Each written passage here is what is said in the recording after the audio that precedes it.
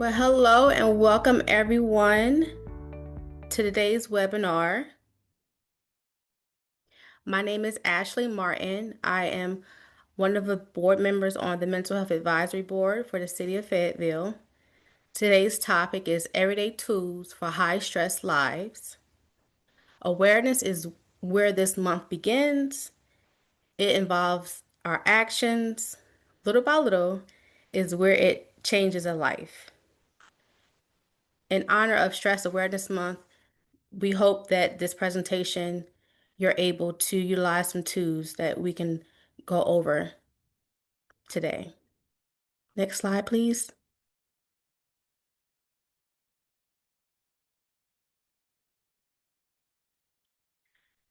Alrighty, this is some statistics just to know the effects of work-related stress in general. We always have to be mindful of this when it comes to percentage-wise, or the quantity amount. On average, 120,000 individuals deaths each year is linked to chronic work stress. There's $8.9 trillion spent in costs when it comes to services or resources because of this matter. On average, there's 77% workers report work-related stress.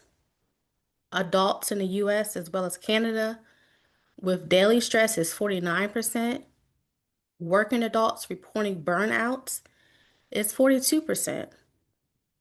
Teachers that ranges K through 12 reports burnout 52%, and our first responders with behavioral conditions, they report at least 30.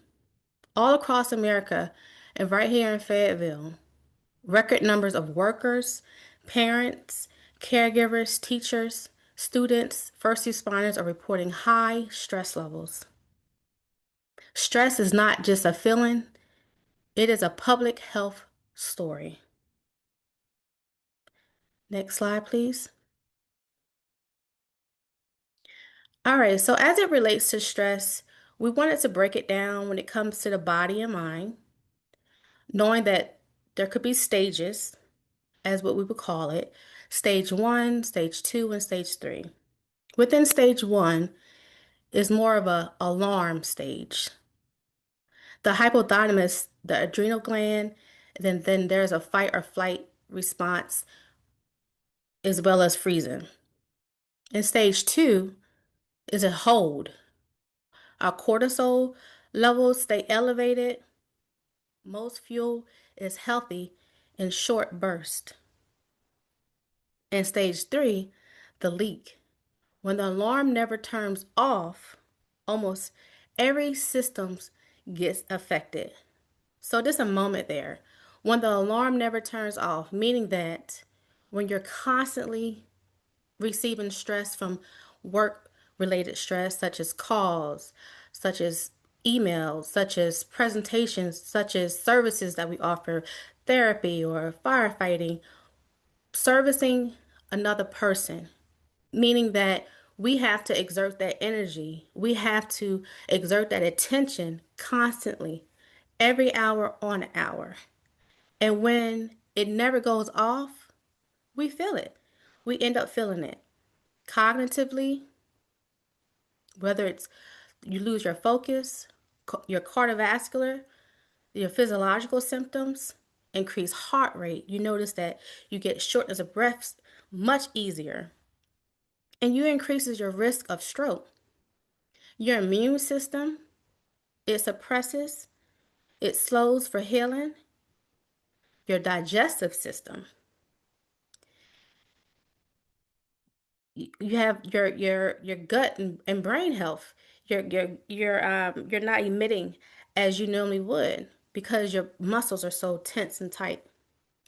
Behaviorally wise, there's a change in your sleep. You may toss and turn throughout the night. You may get up two or three times just to go to the restroom and you're wondering why. Your body's under stress. And some people, individuals, Maybe rely on substance use to help sleep. Emotionally, you then develop symptoms of anxiety, depression, irritability. These symptoms range per person. Only you know how you feel. Stress that does not turn off becomes a slow leak in nearly every system you depend on. What stress actually does head to toe is basically what we just discussed. It affects your mind, body, your internal, and your behavior externally. Next slide, please. So, we talk about stress versus burnout. It's always important to know that not all stress is, as they call it, bad stress, negative stress. Sometimes we need certain stress to give us that momentum that we need, that extra drive, that push that we need. But burnout is a syndrome conceptualized as resulting from chronic workplace stress that has not been successfully managed. That's the difference. When it's not managed. So, what do we mean by managing it? The stress, maybe it's the overengagement, too much of something. But the burnout is the disengagement. You start pulling back because you become numb. A useful threshold if symptoms present past weekends and time off and last beyond 6 months, it is more likely a burnout than ordinary stress. Burnout is not classified as a medical illness, it is an occupational phenomenon. Untreated, it rises depression risk, meaning that if you've been dealing with a situation physiologically, mentally, behaviorally, and you notice is now you're becoming numb on how you are now basically disengaging yourself, maybe not just from work, but friends and loved ones, maybe activities that used to bring you joy, but you're disengaged from it.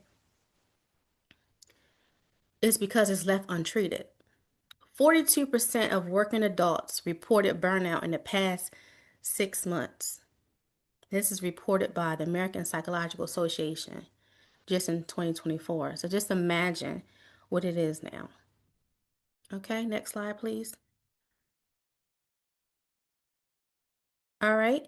So the next presentation here is a go-to because no one has to know what you're about to do or what you're even doing. We have to breathe to live and be here. So why not take a moment to actually focus on our breathing? Focus on our body. Focus on those areas that are tense. So this practicing, the inhaling and the exhale. Once again, you can do this walking, you can do this sitting, you can do this lying down. We need to breathe. So it can range, giving yourself time, 30 seconds to 10 minutes. Just of these activities that you can engage yourself with when it comes to breathing. Your body cannot tell the difference between a bear and a bad email. The breath is your manual override on atomic nerve system, and it works in seconds. So, two quick inhales from the nose and one exhale from the mouth. Your box breathing, the 4-4-4-4. You inhale for 4 seconds, you hold for 4 seconds. And this is also used by the Navy SEALs and the ER staff. It reduces anxiety and activates the vagus nerve. The 1 to 2 minutes breathing, the 4-7-8. You inhale for 4-7 seconds, you hold for 7, you exhale with a whoosh, maximally engaging the parasympathetic system, helpful for sleeping. And then lastly, your diaphragm area for breathing. You hold your hand on your belly and you inhale for 4 seconds and you exhale for 6. This lowers the cortisol over 8 weeks. So basically, these are some of the new habits that you may need to engage in to lower your stress level. In order to develop a habit, it needs to be consistent with it. Just like we're consistent going to work and driving and our hygienes and everything else, we have to be consistent with new patterns of behaviors. Doing something for ourselves that's going to give our body, our muscles, our brain, our hands, our eyes, our shoulders, everything that makes us a break. All right, next slide, please.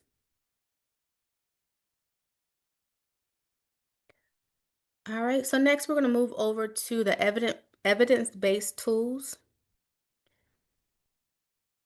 when it comes to our body. Your nervous system reads your body before it reads thoughts. Cold, motion, muscle, and tension in our breath are physiological keys built right in. So once again, understanding your body and listening and responding, being able to respond to your body is a sure way to help reduce your work-related stress.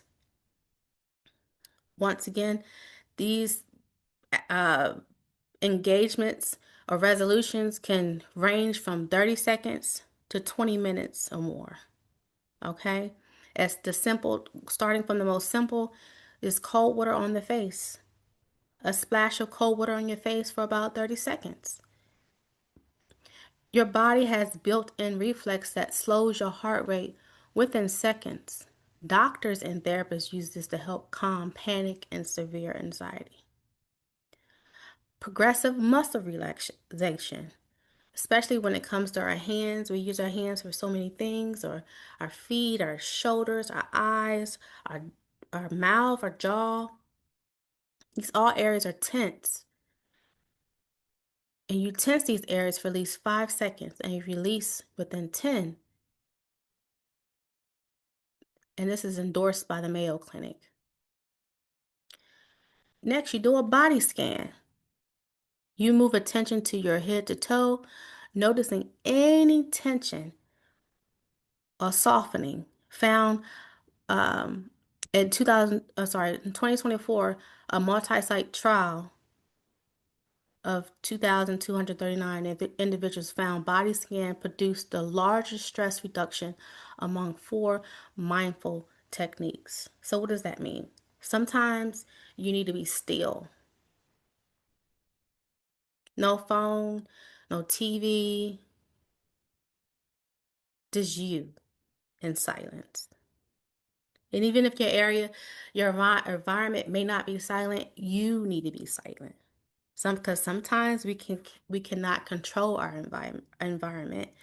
Only thing we can control is ourselves. So the walking and movement is another component. Just 5 minutes of walking can start to ease anxiety. People who exercise regularly are about 25% less likely to develop anxiety or depression over the next 5 years.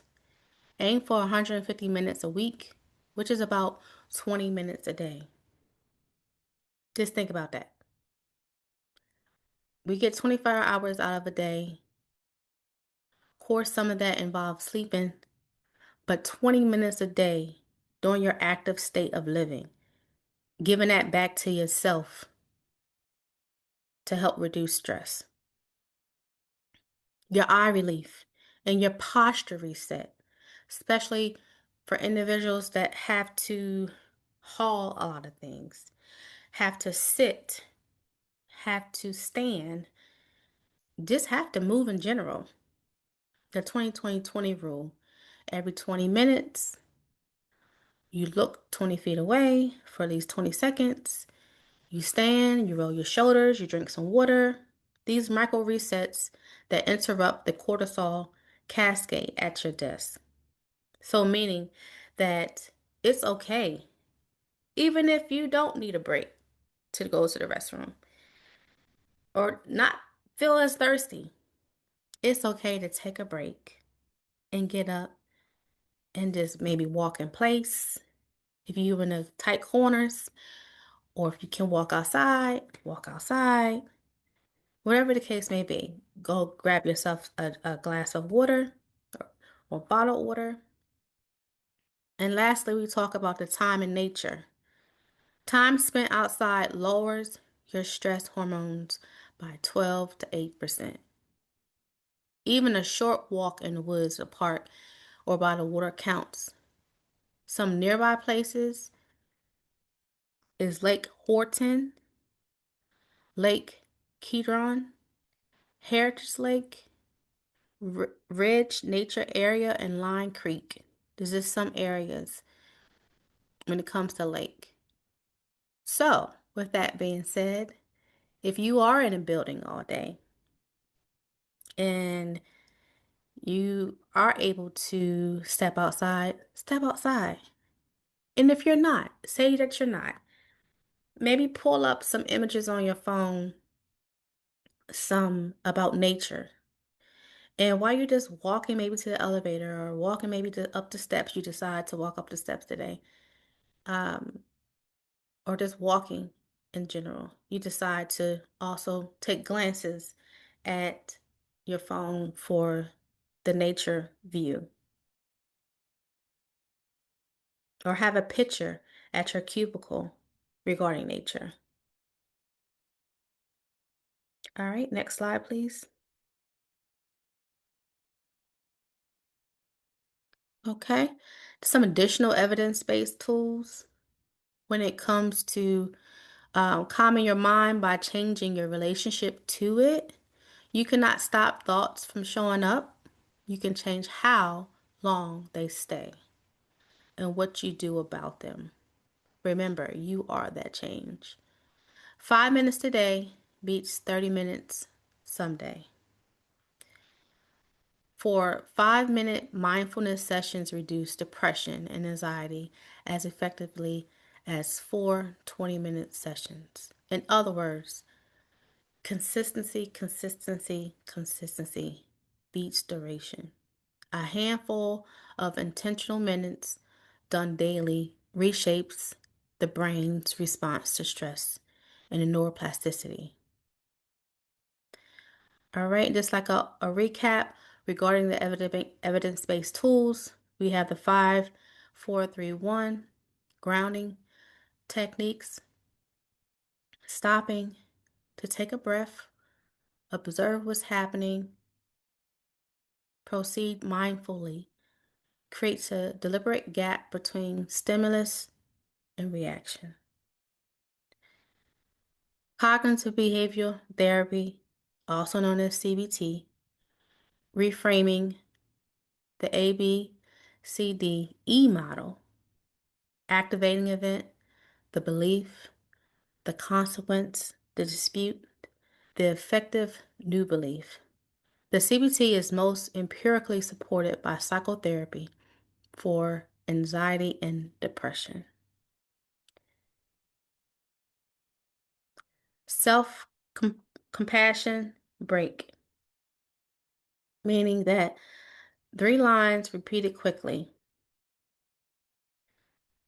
Can't see the bottom of it, but this is a moment of suffering, and suffering is a part of life. But it's the way that we change and how we perceive that suffering by taking moments to ourselves, to debrief, to breathe, observe, and proceed mindfully. Okay, next slide.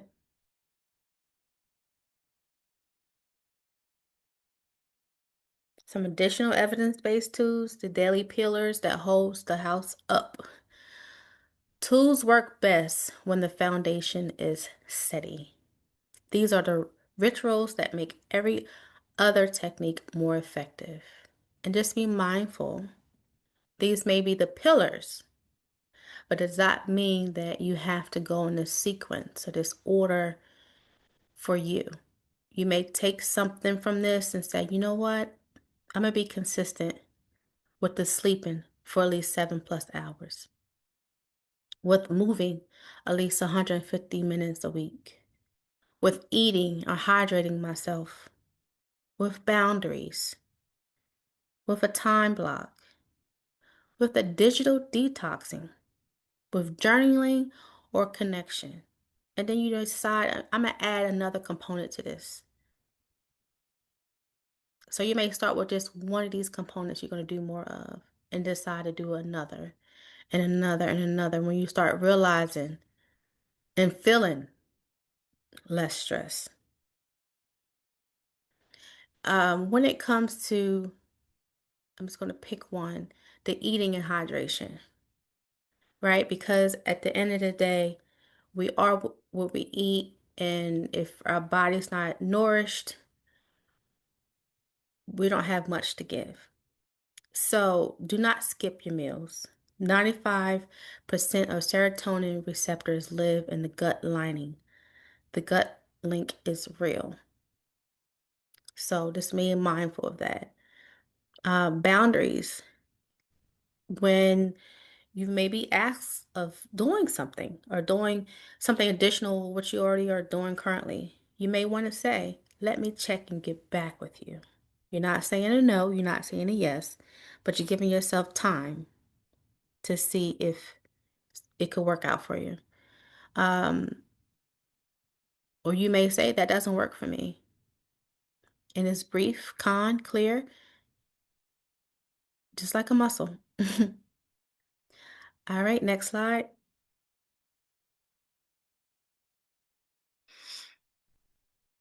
All right, next is what every tradition gets right when it comes to faith, tradition, and the meaning. Whether you pray, meditate, or sit in silence, every culture has stress buffering practices that combine connection, rhythm, and meaning. The science backs the form, no matter the language. So when it comes to prayer and contemplation, you may be known or used to praying and centering it. Um, the Shala, the Jewish prayer, meditation, indigenous practices, secular silence, all activate Herbert Benson's relaxations response. It is known to lower your blood pressure, heart rate, and cortisol. Gratitude practice. Emmons and McCullough 2023, 2003, 10 weeks of weekly gratitude journaling, more optimized, opticism, fewer physiological symptoms, more exercise. Try 3 good things nightly. Service and volunteering. Volunteering reduces depression and stress, especially for adults 65 and plus, releases endorphins, the helper's high, and is linked to lower morality. And this is presented by the Mayo Clinic. Faith and community. Pew and Harvard's Vanderbilt indicates that regular service attenders show lower depression, lower suicide rates, longer health effects are largely socially, not theoretical. Theological. Secular gatherings produce similar benefits. And then when it comes to singing and chant, hymns, chants, groups singing, even humming on the drive home, all slow the breathing and calm the body. When you group, the singing especially lifts the moods and builds connection. Side note, there's no skills needed. All right, and lastly, we have the creative expression, sourced by Martin, 2018 review. Writing Music, dance, drawing, drama all significantly reduces stress. No artistic skill is required. So if that's what you'd like to do, continue to do it. Next slide, please.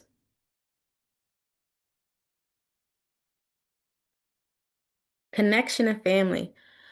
Belonging to medicine, the dose is real. The U.S. Surgeon General has named loneliness as epidemic. The good news, connection is one of the most powerful and accessible interventions we have. These three markers are family, rituals, and meals, the 5 a.m. people, and three, the heritage holds wisdom. Number one, from the family and rituals and meals, 50 plus years of research, um, over 26,000 adolescents. Each was researched at that time.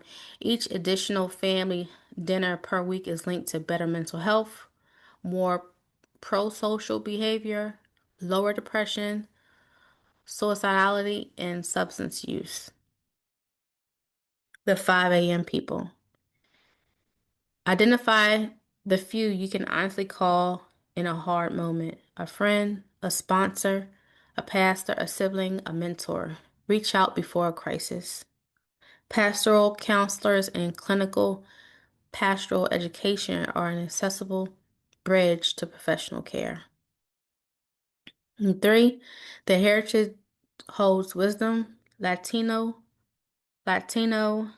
Subremisa, African American study, Sunday dinners and gospel, indigenous storytelling, Jewish Shabbat and Muslim communal affairs, Asian tea rituals, Caribbean drumming, Appalachian front porch traditions all combine connection, rhythm, and meaning.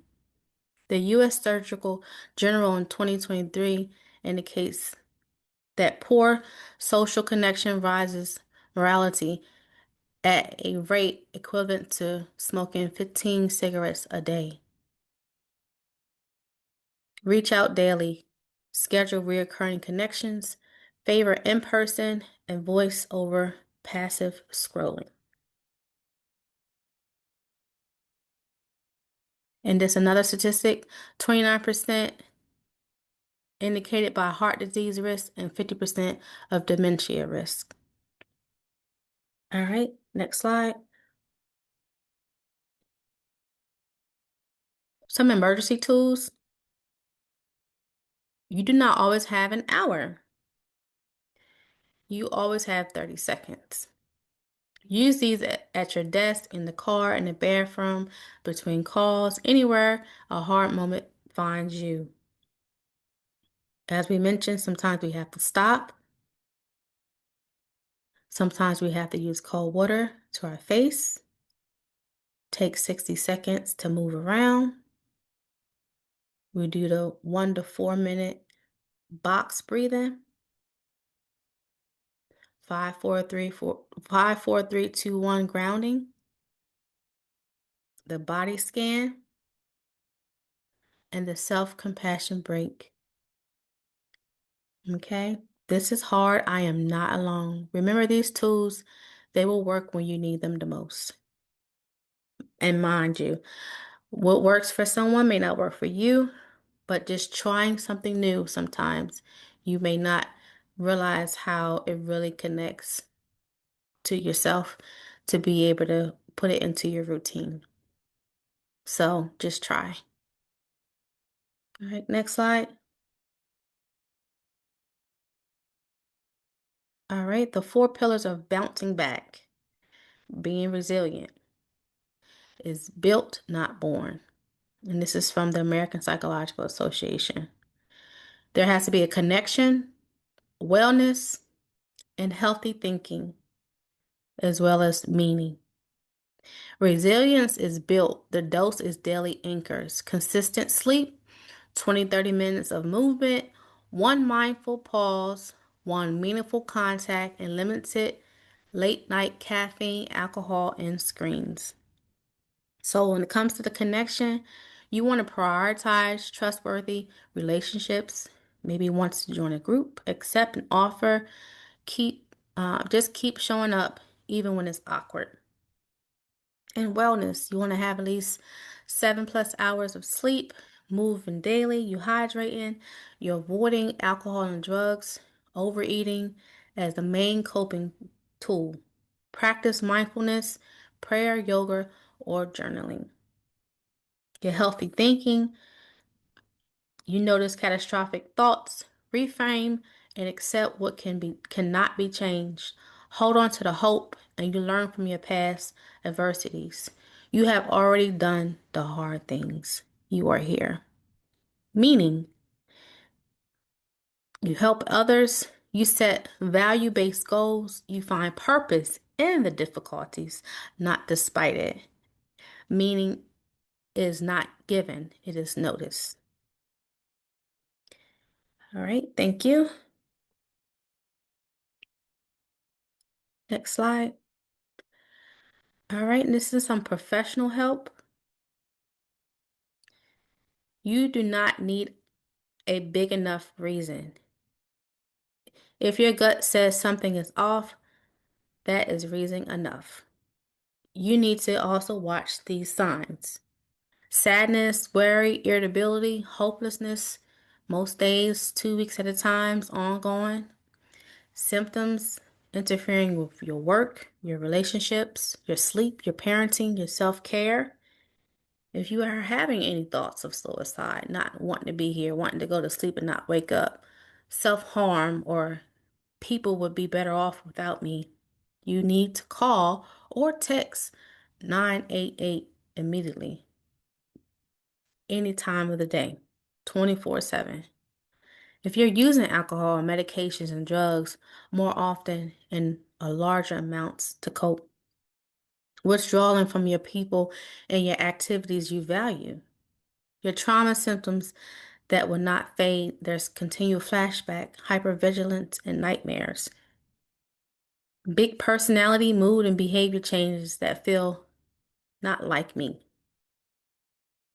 Okay? It is a confidential conversation with a professional trainer for your mind. It's therapy.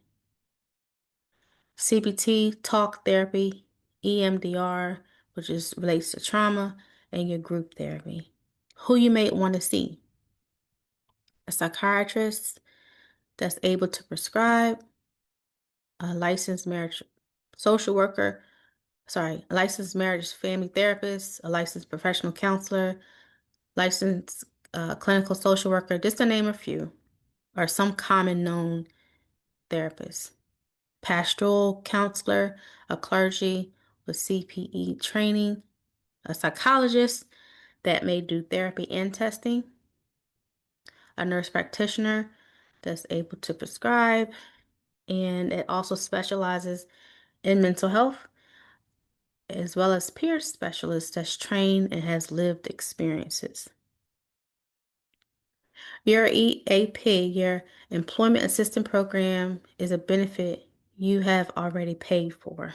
It's free, it's confidential, and voluntary. Typically 3 to 8 sessions, plus 24/7 phone support.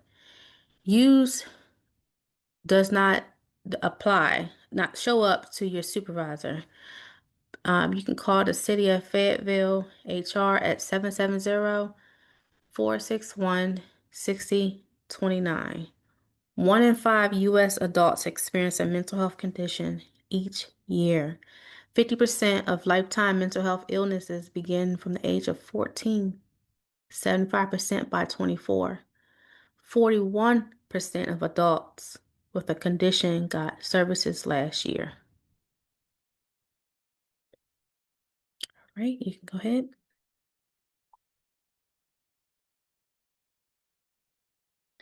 Save these 10 numbers. You may want to print this slide, take a screenshot, or share it with your family. You have 988, which is a number that you can call and text. It's available 24/7. You have the Georgia Crisis and Access Line, which is it dispatches. The number is 1-800-715-4225, 911 for mental health emergencies. You say CIT train. The City of Fayetteville Mental Health Hub, which offers self-assessments and monthly webinars.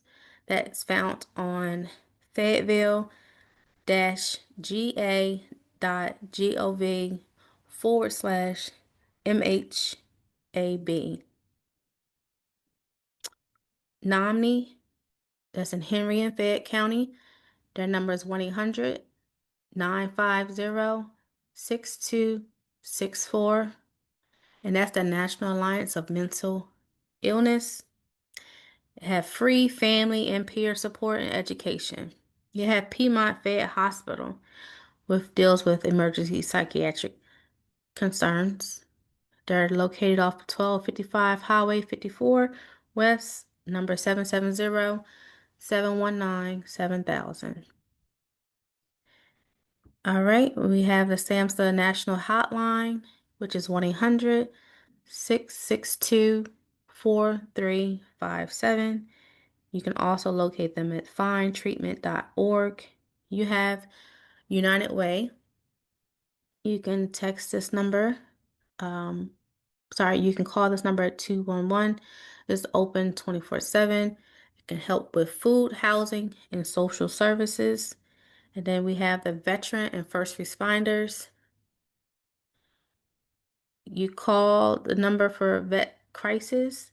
Cope line is 1-800-267-5463, or you call the 988 number and you press 1. To go back to the City of Fayetteville Mental Health Hub, when you do visit that hub, there are additional resources within the City of Fayetteville when it comes to those mental health or medical needs or other resources that's on that hub. So you definitely want to check that out as well. And we have our monthly mental health webinars, typically on the last Tuesdays at 6 p.m.